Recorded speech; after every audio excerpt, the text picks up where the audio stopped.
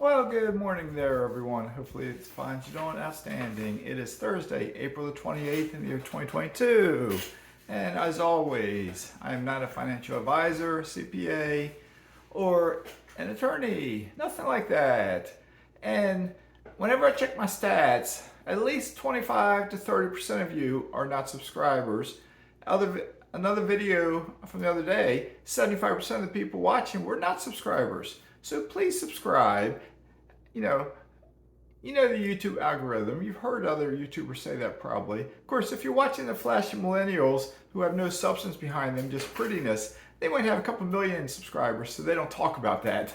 But for us little guys who give you information that can help your financial future, then you really need to subscribe to this channel because I don't give you any BS. I am a blue collar guy who made a low income and now I'm almost a multimillionaire, okay? So when I say if I can do it, you can do it, well, by golly, you can. If you can't, look in the mirror. Don't point fingers at anyone, just look in the mirror, okay? All right, you guys, especially you young folks, may have heard about someone. She's a blogger, she's a podcaster, she's all over social media, I believe. It's Money with Kate. Have you heard about Money with Kate? She's a youngster, she's a millennial, I guess, or Generation Z. But she writes some pretty good stuff. She writes some good blogs. I read some of her blogs and stuff. But she wrote one called Are You Wealthy? A Reality Check and Some Perspective. And I'm going to try something new here. A lot of times I'll jot notes down on a piece of paper, the bullets, and just kind of cover it and talk about it. What I'm going to try to do today is just scroll down the article a little bit and hit some of the high points. It is kind of a long article, so we'll see how I do. So please stick with me. And at the end, I'll give you some of my take on what she says. All right? So she starts off with, do you consider yourself wealthy? All right, she says if she had to guess, she would think that your answer to that is you comparing yourself to people in a similar situation as you. Like if you look around at your income, your net worth, people similar age, geography, do you feel you're better off or worse off? And she finds that fascinating, and I do too. All right, she just writes better than I do on this subject matter. I've written a novel, but that's another story. And she goes, it's funny how you might hear someone who makes $60K per year and drives the least Mercedes will describe themselves as wealthy, while someone with hundreds of millions of dollars may not. But she says, as a Market Watch article from 2018 that points out that a staggering number of millennials, 65%, believe that they'll be rich in the not too distant future. I remember reading articles about millennials being extremely optimistic about their financial future. But when you look at the behavior of millennials, it wouldn't suggest that's a realistic assumption. Because approximately the same number of millennials have nothing saved for retirement as of yet. Some people call it the Mark Zuckerberg effect. Some people call it the Elon Musk effect. Some people call it the social media effect. My generation, your generation perhaps, we talked about the Joneses next door, the mansion on the hill. You know, we compare ourselves to them. The younger generation, and even some folks my age, compare themselves to the metaphoric Joneses, the Instagrammers, the Facebook guys, the Twitter people who are flaunting it, the Kardashians, the Zuckerbergs, etc., the people that are flashing it. You know, pictures, look at me, I'm rich. Those pictures, the picture with the Lamborghini, the guy talking about finances and the chick in the bikini and sitting in a Lamborghini or Ferrari or whatever it may be. All right, society falls for them hook, line, and sinker. Meanwhile, society does nothing to try to benefit their own personal financial futures. All right, so let me scroll down here just a bit. All right, here's something that she mentions. It's a stat she puts in here. She says the top 1% of the richest people in America control 16 times as much wealth as the bottom 50%. Okay, I've seen stats similar to that along. She brings up reality TV. I don't have TV like that. I have Netflix, but I don't watch any reality TV. I've seen back in the day, 10, 15 years ago, I saw some reality shows and I was like, who watches this stuff? It's fake. You know, the last president talked about fake news. That's fake stuff. And yet these shows still are going with millions, billions of people watching it.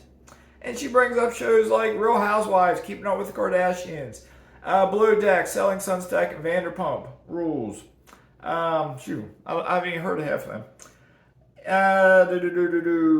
She talks about Kylie Jenner, the 24-year-old car Jenner with more money than the rest of them, besides old Kimmy, who's reported to be worth $700 million. Talking about Kylie, she has handbags that cost more than the median home in the United States. Scenes of the show depict her standing in her 1,600 square foot closet, surrounded by millions of dollars of handbags and shoes, etc., etc., etc. It's disgusting. It's disgusting that so many people watch shows like this, and yet they do nothing to improve their own lifestyle. All right?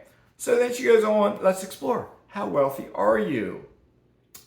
So we zoom out. If you're in, this is interesting to me. If you're an American, think about this. You're in the top 1% of wealth globally, not US, globally, if you have more than 1 million. If you have between 100,000 and 1 million, you're in the top 10% of the richest people in the world. Between 10,000 and 100,000, you're still richer than half the population in the world. 39% of all global millionaires live in the United States. Second place is China with 9% of the millionaires. So the United States has more millionaires than any country in the world.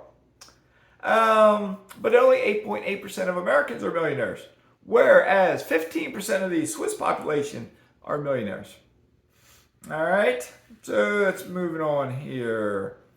So let's scroll down. How rich is the U.S.?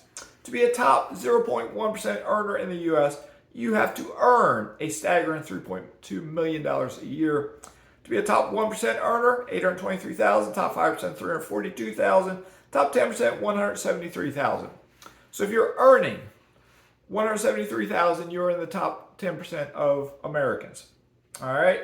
But what about the top 1% minimum net worth in America? In 2021, they estimate that number to be about 11.1 million. So if you have a net worth of 11.1 million, you're in the top 1%. Age also plays a role. If you're younger than 35 and have $1 million, yes, you're rich. So what's the point of all this, she says? Well, for one thing, to put things in perspective a little bit, even if you don't feel rich, if you have more than $100,000, you're richer than 90% of the world population. If you are an American in this country working a job, especially if you're a dual couple working a job, and you're 40 years old or so or older, and you do not have $100,000 in assets, there's something wrong with you. By golly, there's something wrong with you. We live in a world of free information on YouTube, on the internet, etc., etc., etc. There is no reason, and let this go viral on Reddit and let me hear the haters come threaten me like they've done with other real estate folks. There is no reason why any working American cannot save money, cannot be frugal, cannot learn how to invest, and cannot become a millionaire. Or at least get to $100,000 or $50,000. If you dare say that you can't do it, then what is wrong? All right? What is wrong? Don't be one of those small percentage of folks who hate capitalism and say the government needs to provide everything for us. We need a free place to live. We need free rent. Those folks, I don't know what's wrong with them. I just don't know. We need to work. We need to work to earn a paycheck, and then we spend less of that paycheck than what our peers spend, and we invest the difference, and then we can become wealthy.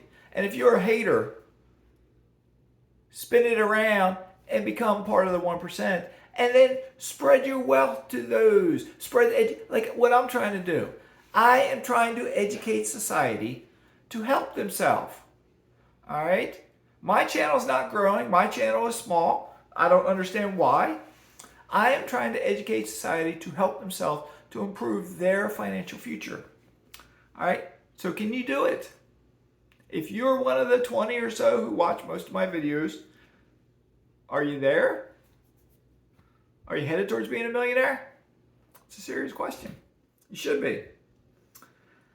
All right, so moving on here. She talks about the risk of clobbering the dead horse. I think it can be traced back to two major things. A lack of social safety nets, everything from healthcare to education to childcare to elder care, is considered an individual responsibility with premium cost associated, and the wealth inequality of society. What about median measures of wealth and median cost in the U.S.?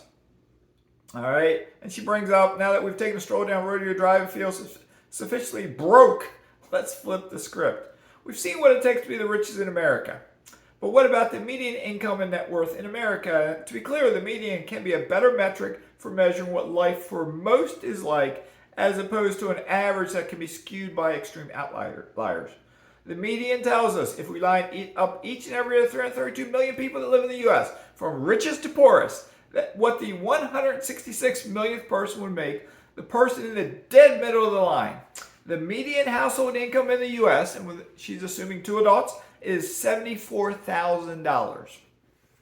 The median net worth in the U.S. in 2019 was $121,000.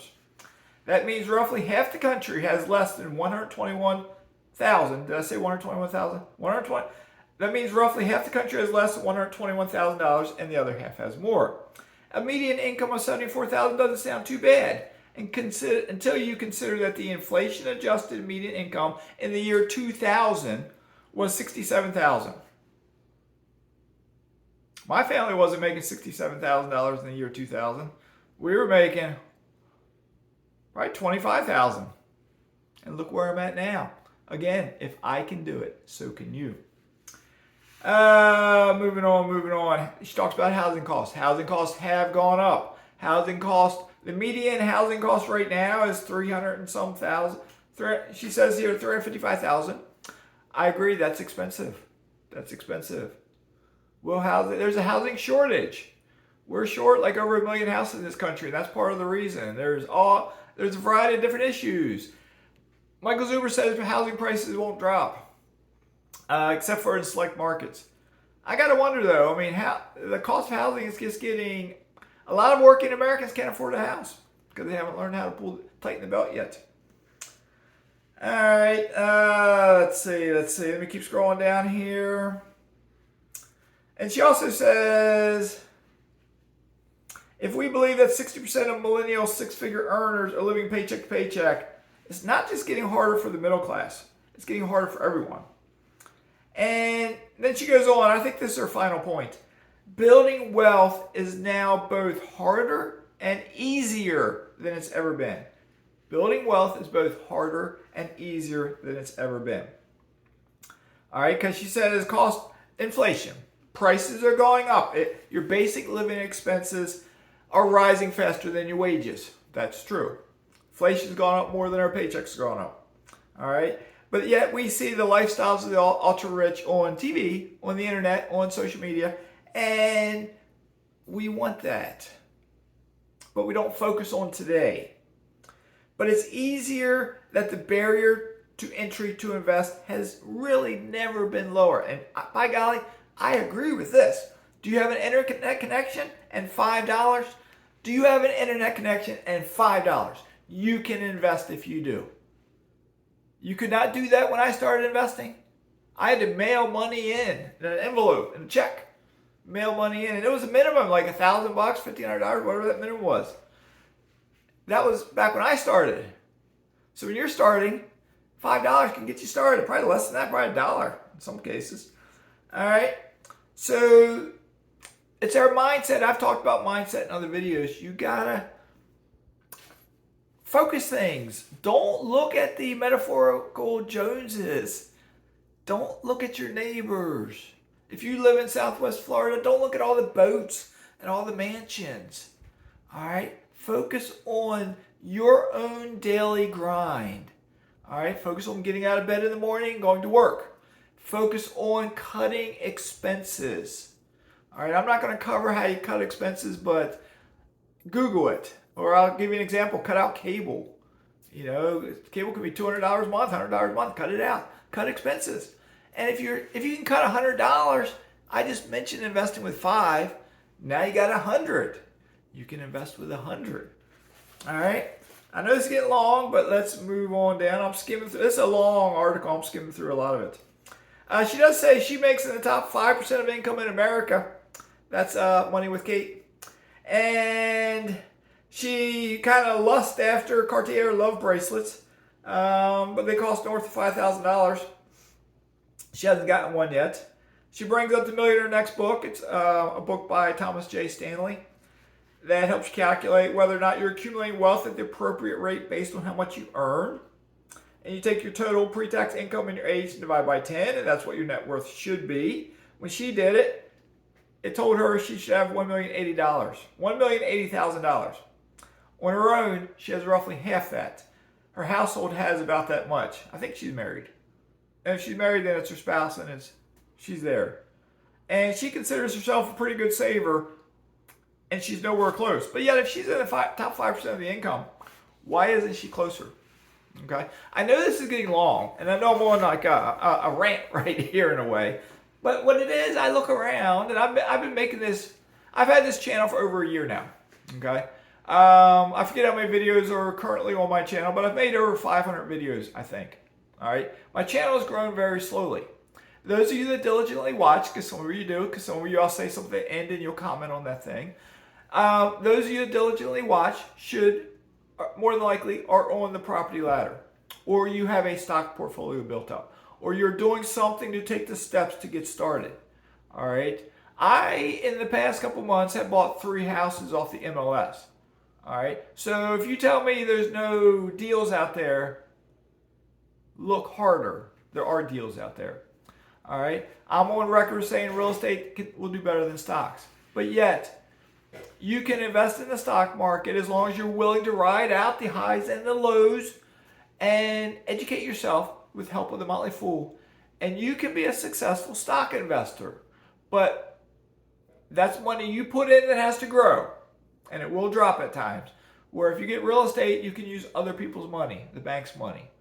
All right? And if you can get to a net worth of $1 million sometime in the next year or two or so, I encourage you to look at mineral rights investing and oil investing.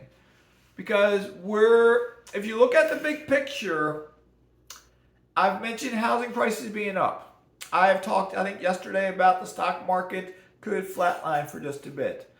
Energy prices are up, and it just appears they're going to keep on rising. Or at least they're going to stay high. Higher than they are now, more than likely. All right? So if you're an investor, ride this wave. All you got to be is accredited. Ride this wave. Jump, get on board. Why not? But you got to become an accredited investor first and do that through stocks with real estate. But use your stocks to build up your income and put it into real estate. Okay? Anyway, this has got long. I know I went off on a tangent. I know I seem like I'm being like hardcore. I'm not. I'm a relaxed guy. But I'm intense about investing. I really think society needs to learn how to invest. Okay? Not just 300 people watch or subscribe to this channel.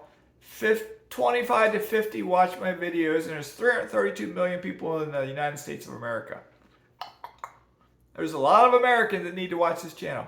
Maybe I didn't talk on specifics on how to invest today, but in other videos I have, and I will recap some other things in upcoming videos of how to get started. So, but anyway, love life, stay positive, stay optimistic about yourself and life in general. We live in a great time, but there are some forces at work that just try to shake things up. But we live in a great time. So let's shake things up ourselves and propel forward with our own selves and our own family to have a better financial future. All right, you got it? Got it. All right, keep it under 20 minutes. So Mazske is signing out.